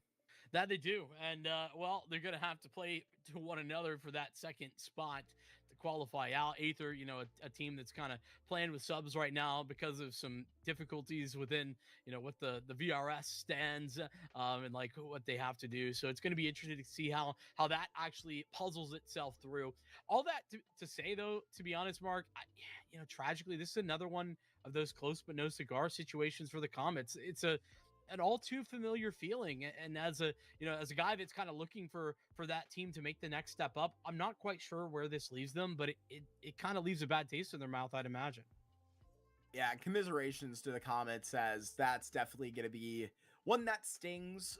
Looked a lot better, in my opinion, over in that first Thunderpick set. That really good performances, including pushing Legacy on maps of Nuke to 13-10 performances. It was that tournament that then carried them, I think, with a little bit of momentum, obviously finishing out the Impact regular season very well into the Impact playoffs, getting second place there, and an insane run, right? I think I was hoping that they would do even better in this group against weaker teams, right? I mean, they didn't have to see against Legacy in the group stage again. They just had to see into Aether and Lycus here, and maybe even the Coop if necessary. They didn't see into a matchup like that, but to be honest with you, I know there's history against both those rosters in matchups like that.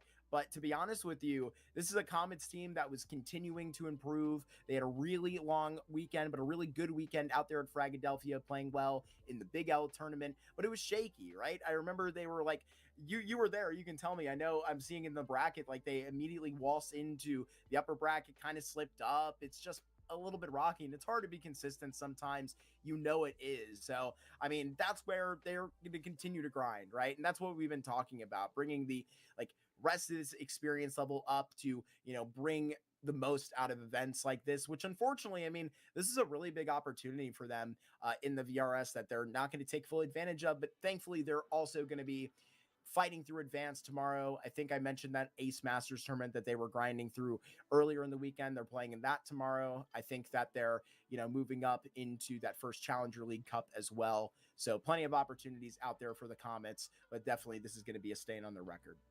Yeah, it's Lycus who's continued to move forward. They have that matchup against Aether. It's coming up tomorrow, if I'm not mistaken. It's going to be a whole lot of fun, so make sure that you tune in for that one. We've had some fun here tonight, but it's unfortunately the time to end this one. Thank you so much, everyone, for watching. We'll see you next time here on Thunderpick North America. Peace out and have a good night. Bye. Bye.